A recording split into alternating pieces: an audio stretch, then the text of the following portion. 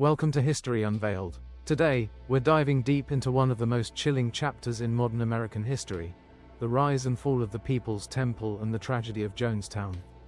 Led by charismatic, and ultimately deranged, preacher Jim Jones, this group's journey from hopeful beginnings to a mass murder-suicide that claimed over 900 lives remains a stark lesson on power, manipulation, and the dangers of unchecked authority.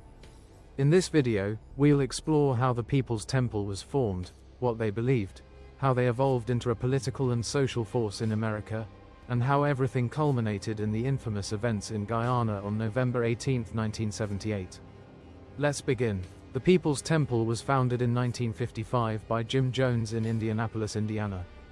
At a time when America was in the grip of the Cold War and the Red Scare, Jim Jones, born in 1931 in rural Indiana, found inspiration in both his early exposure to Pentecostalism and a deep interest in progressive, even radical, ideas. Disillusioned with mainstream society and outraged by the rampant racial segregation of the era, Jones sought to create an environment based on equality and social justice. Influenced by the Latter Rain movement, a revivalist trend within Pentecostalism emphasizing healing and miracles, Jones initially established his church under a modest name. His early sermons combined religious fervor with progressive ideas of racial integration and economic redistribution. Jones claimed that through faith, miracles could be performed, and he used public healing demonstrations to attract followers. As his message resonated particularly with marginalized communities, the People's Temple began to draw not only working-class whites but also a large number of African Americans who had long been excluded from the promises of mainstream churches. Jones wasn't just a preacher, he was an astute manipulator of both religion and politics. Early on, he adopted a dual strategy, preaching an egalitarian message of Apostolic Socialism, while subtly aligning his teachings with communist and progressive ideals. He would later describe traditional religion as the opiate of the masses, and insisted that only through a true understanding of socialism could one achieve genuine liberation. This blend of evangelical Christianity with communist ideals would come to define the People's Temple. By the late 1950s, as the church grew, Jones began to rebrand his ministry.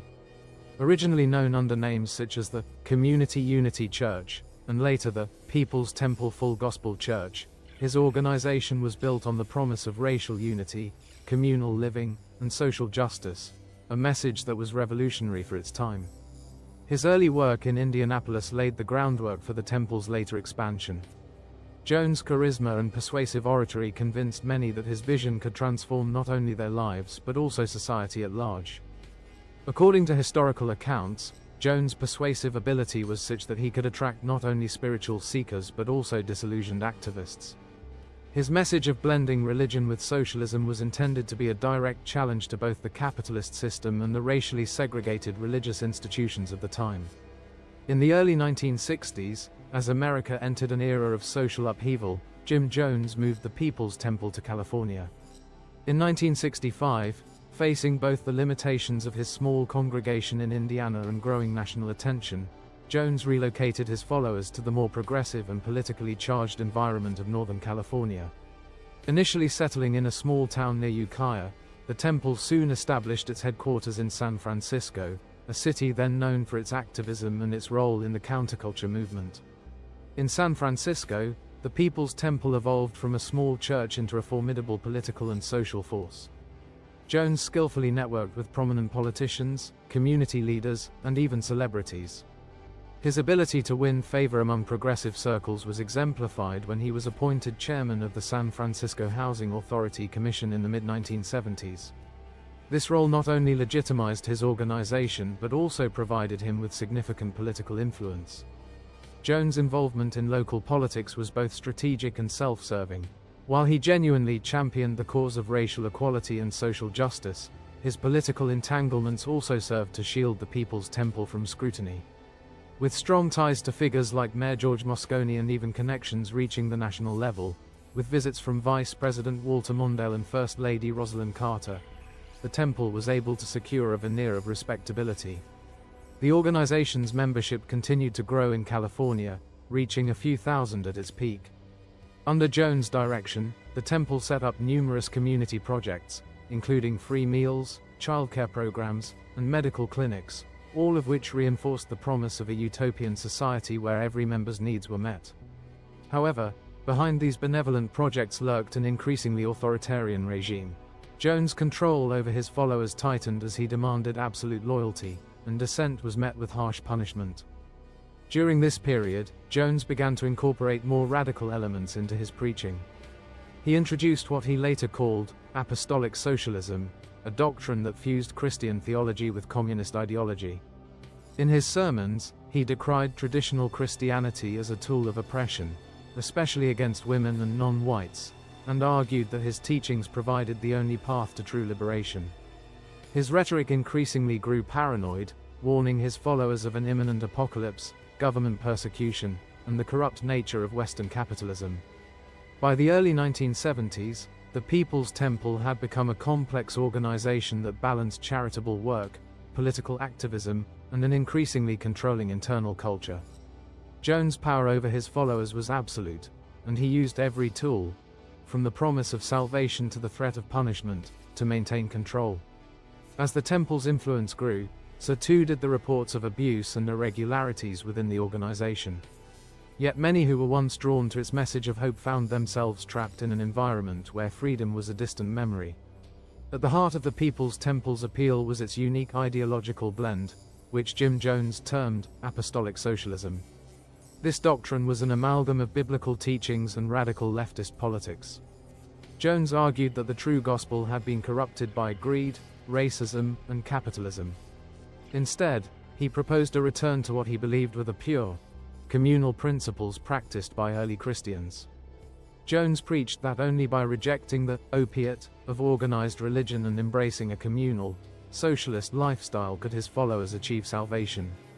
His version of socialism was not about government control per se, but about communal ownership of resources, mutual aid, and the eradication of economic inequality.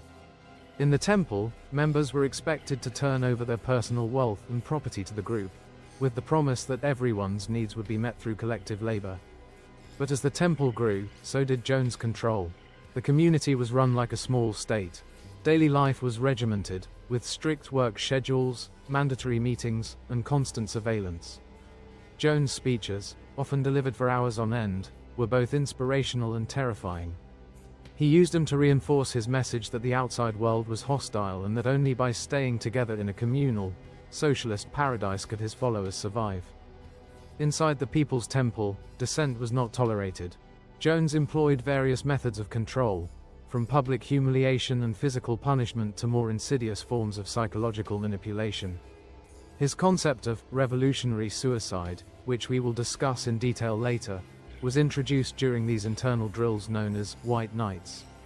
During these rehearsals, Jones would order his followers to drink a mixture he claimed was poison, only to later reveal it was a test of loyalty.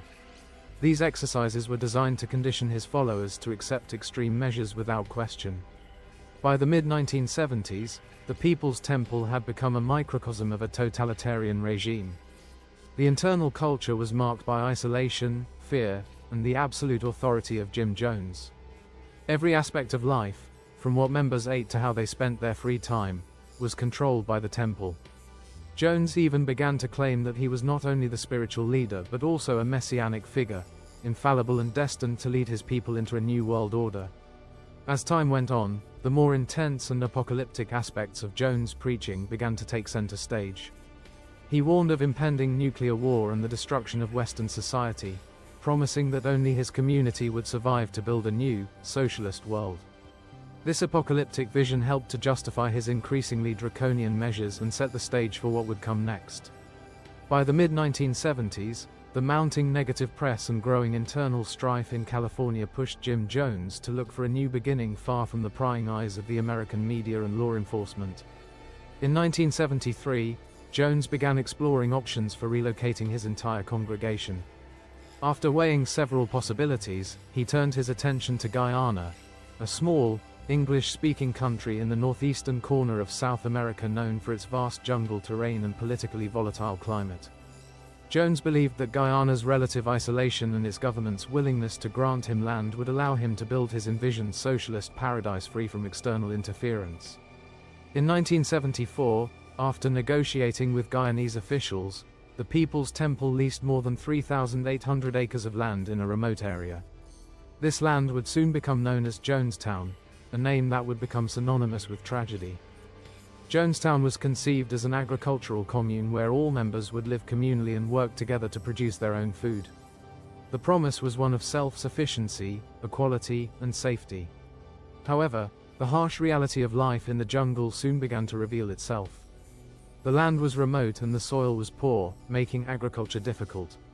Moreover, the isolation of Jonestown made it increasingly easier for Jones to tighten his grip over his followers. As more and more temple members were persuaded, or coerced, to leave California and join him in Guyana, Jonestown rapidly transformed from a hopeful experiment into a heavily controlled, isolated settlement. Within the commune, life became intensely regimented. Members were expected to work long hours in the fields, participate in lengthy daily meetings, and adhere strictly to the rules imposed by Jones. Communication with the outside world was severely limited, and the only news came from a small shortwave radio or the constant announcements over a public address system controlled entirely by the temple. The move to Jonestown was marketed as a radical act of liberation, a chance to escape the corruption and inequality of American society. But beneath the surface, the conditions were harsh and the control was absolute. Jones continued to instill fear among his followers by warning them of the dangers that awaited them outside the commune. He repeatedly told them that the government and capitalist pigs were plotting to destroy their community. This pervasive atmosphere of paranoia helped Jones maintain a stranglehold on every aspect of life in Jonestown. Life in Jonestown was a study in extremes. On the one hand, followers believed they were living in a utopian paradise, a place where everyone was equal, where racism and poverty had been eradicated, and where communal living provided a true sense of belonging. On the other hand, the reality was one of grueling labor, strict discipline, and constant fear. Daily routines in Jonestown were rigidly structured. From early morning until evening, members were required to work, whether it was tending the fields, building infrastructure, or performing other labor necessary for the survival of the commune. Meals were communal and, at times, meager. While Jones and his inner circle enjoyed privileges, including better food and more comfortable living conditions, ordinary members often endured hunger and exhaustion. But it wasn't just the physical hardships that defined life in Jonestown, it was the psychological control. Jim Jones was a master of manipulation. He used constant indoctrination and a mixture of rewards and punishments to keep his followers obedient. Regular loyalty tests and rehearsals for what he called revolutionary suicide were part of the daily routine. These exercises, often referred to as white nights, involved orders to drink what was claimed to be poison, a test designed to measure each member's willingness to follow him unquestioningly. The isolation of Jonestown compounded the effect of Jones' control. With no easy way to leave the commune and with only his words and a limited number of controlled media channels to shape their worldview, many members became completely dependent on him for both information and validation. Over time, even the slightest dissent was met with severe punishment, ranging from public humiliation and beatings to more drastic measures such as forced confinement. Children were not spared from this environment.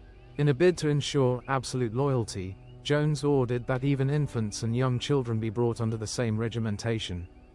Parents were forced to subject their children to the same indoctrination, and in some of the darkest moments, the tragic manipulation of familial bonds would play a central role in what was to come.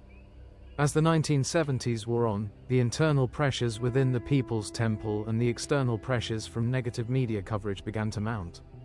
Reports of abuse, both physical and psychological, within the temple started to leak out, and more members began questioning the harsh realities of life in Jonestown. Some defectors tried to leave, and whispers of dissent grew louder. Jim Jones, however, grew increasingly paranoid. He convinced his followers that the government, the media, and even their own families were out to destroy them. His fear escalated to the point where he began preparing his followers for what he called revolutionary suicide. In his mind, if the world was going to end anyway, they should choose to die on their own terms rather than fall into the hands of their enemies. One of the key practices Jones instituted was the White Night rehearsal. These were not mere drills. They were intense psychological exercises designed to strip away any lingering doubts and to condition the members to accept his final orders without question. During these sessions, followers were ordered to drink a mixture, often described as a red liquid, which Jones claimed was poison. Though on rehearsal days no one died, the very idea of it instilled terror and submission. In the midst of growing internal tension, the outside world began to take notice. Concerned relatives of temple members, along with local journalists, started to report on the inhumane conditions and the absolute control exerted by Jim Jones. These reports eventually reached U.S. authorities, prompting one of the most dramatic interventions in the history of American cults. On November 14, 1978, U.S. Congressman Leo J. Ryan, known for his independent spirit and willingness to investigate controversial issues, led a delegation to Guyana. His goal was simple: to verify the claims that members were being held against their will and to offer an escape route for those who wished to leave. Ryan's delegation included journalists, concerned relatives, and even a few defectors. Upon arrival, the delegation was initially met with a mix of hospitality and veiled warning. Jones, ever the showman, tried to present Jonestown as a flourishing, happy community. For a brief time, it seemed as though his efforts to hide the darker realities might succeed. However, cracks began to appear. Some temple members expressed a desire to leave, handing notes to journalists and even speaking out about their unhappiness. These actions set off alarms within the leadership. On November 17, as the delegation prepared to leave, tension escalated rapidly. Reports later revealed that a few members had defected, stating they wanted to return to the United States. Jones' paranoia skyrocketed. In response, he ordered his loyal guards to prevent any escape and to protect the community at all costs. In the early hours of November 18, 1978, everything came to a catastrophic climax. At the Port Kaituma airstrip, as Congressman Ryan and part of his delegation were preparing to board a plane to leave Jonestown, they were ambushed by armed temple members. In a hail of gunfire, Ryan, 3 journalists, and a defector were brutally murdered. The shooting at the airstrip was the opening salvo of what was to follow, a calculated plan by Jones to eliminate any possibility of rescue or defection. Back at Jonestown, as the sounds of gunfire echoed in the distance, Jim Jones gathered his followers in the central pavilion. Over a tense and agonizing assembly, he delivered his final, fateful address. In his now infamous speech, Jones painted a picture of an inescapable enemy closing in on them. He insisted that the only way to save themselves from the horrors of the outside world was to commit what he called revolutionary suicide. Jones' words were chilling in their calm certainty. He explained that by taking their own lives, they were making a powerful statement against a world that had rejected them. Under the watchful eyes of armed guards and in a state of profound psychological manipulation, members of the People's Temple were given a drink, a grape-flavored mixture laced with cyanide, sedatives, and other drugs. What followed that fateful evening was a horror beyond words. One by one, adults, children, and even infants consumed the poison. In many cases, those who resisted were forcibly injected or shot. Survivors later described the scenes in harrowing detail: mothers forced to poison their children, individuals accepting their fate with resigned calm, and the eerie repetition of Jones' assurances that, "We did not commit suicide, we committed an act of revolutionary suicide." In less than an hour, over 900 people lost their lives. Jim Jones himself was found dead in the pavilion, a gunshot wound to his temple, a death that many believe was self-inflicted, though questions about the circumstances still linger. The aftermath of that night became known as the largest loss of American civilian life in a single event until the tragic events of September 11, 2001. The tragedy at Jonestown shocked the world. It wasn't just a mass suicide, it was a mass murder orchestrated by a man who had convinced his followers that death was the only escape from a corrupt and hostile society. The phrase, "drinking the Kool-Aid," entered our vocabulary as a chilling shorthand for the dangers of blind obedience and unchecked manipulation. In the wake of the massacre, the world grappled with the unfathomable loss and the questions it raised about human vulnerability to manipulation. Investigations by the FBI and the US Congress delved into the inner workings of the People's Temple, trying to understand how a charismatic preacher could lead thousands to their deaths. Numerous court cases followed, and many survivors struggled for decades to rebuild their lives in the aftermath of such profound trauma. Within the United States, public opinion was divided. Some saw the tragedy as a cautionary tale of the perils of cult mentality and extreme authoritarianism. Others questioned how a community that had promised hope and equality could descend into such darkness. Over time, the story of Jonestown has been revisited in countless documentaries, books, films, and scholarly studies. It has become a focal point for discussions on cult behavior, psychological manipulation, and the intersection of religion and politics.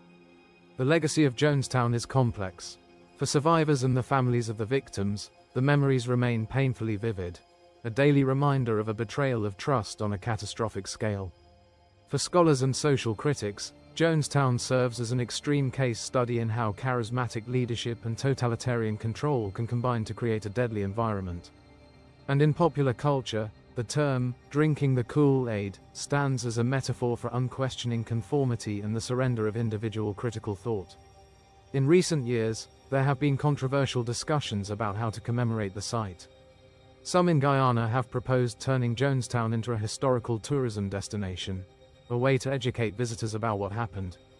However, critics argue that such dark tourism risks trivializing the immense human tragedy that unfolded there.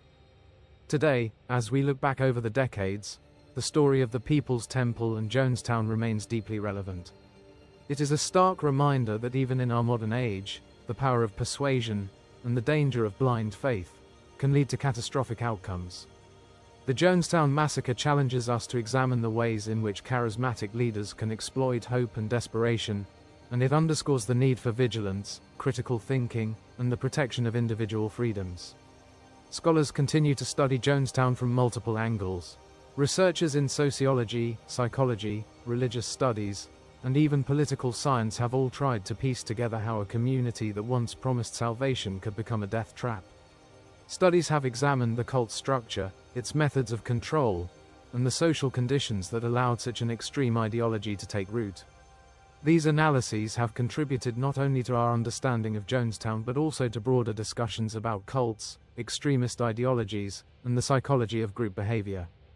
The repercussions of Jonestown are still felt today. The phrase, "drinking the Kool-Aid," is now embedded in our everyday language, used to warn against the perils of uncritical acceptance and the surrender of independent thought. Moreover, the tragic events of Jonestown have influenced how governments and societies respond to extremist groups, leading to more robust efforts to monitor and regulate groups that engage in dangerous practices. The Jonestown tragedy has also become a powerful symbol in popular culture. It has inspired films, documentaries, and even songs. Each retelling of the story, while sometimes sensationalized, reinforces the importance of learning from history so that such a tragedy may never be repeated. So what lessons can we learn from the People's Temple and the mass tragedy at Jonestown? First and foremost, the story serves as a stark warning about the dangers of charismatic leadership when it is combined with totalitarian control. Jim Jones was a master manipulator who exploited the hopes, fears, and vulnerabilities of his followers. By promising a utopia where all would be equal, he was able to build an environment where questioning his authority became nearly impossible. Secondly, Jonestown illustrates the profound impact that isolation can have on a community. When people are cut off from alternative viewpoints and the wider society, they become more susceptible to manipulation. In Jonestown, isolation wasn't just physical, it was psychological, too. The constant barrage of indoctrination, coupled with the fear of external threats, created a closed system where dissent could not survive. Another crucial takeaway is the importance of accountability and transparency in any group or organization. The lack of oversight and the concentration of power in one individual allowed Jim Jones to steer his followers down a path of destruction with little to no resistance until it was too late. For historians, sociologists, and psychologists alike, Jonestown remains a case study in extreme group dynamics and the abuse of power. It challenges us to ask difficult questions. How do individuals come to surrender their autonomy so completely? What social, economic, or emotional factors lead people to follow a leader even unto death? And perhaps most importantly, how can society safeguard against the rise of similar tragedies in the future? The legacy of Jonestown also forces us to confront uncomfortable truths about modern society. In an era where information is abundant yet sometimes overwhelming, it is essential to maintain critical thinking and not fall prey to simplistic narratives or charismatic figures promising easy answers. The tragedy of Jonestown reminds us that no ideology or leader should be immune from scrutiny. The People's Temple and the tragedy of Jonestown are more than just a dark chapter in history. They are a lesson in the human capacity for both hope and horror. Jim Jones' rise from a small-time preacher in Indiana to the leader of a cult that would orchestrate one of the most devastating mass murder-suicides in history is a cautionary tale that continues to resonate today. In reflecting on Jonestown, we are reminded of the importance of questioning authority, safeguarding individual freedoms, and ensuring that no one person or ideology holds unchecked power over the lives of others. As we continue to study and learn from the past, let us honor the memories of those lost by striving for a future where compassion, accountability, and critical inquiry prevail. Thank you for joining us on this journey through one of the most disturbing and illuminating episodes in modern history. If you found this video informative, please give it a thumbs up, subscribe to History Unveiled, and leave your thoughts in the comments below. Until next time, stay curious and keep questioning.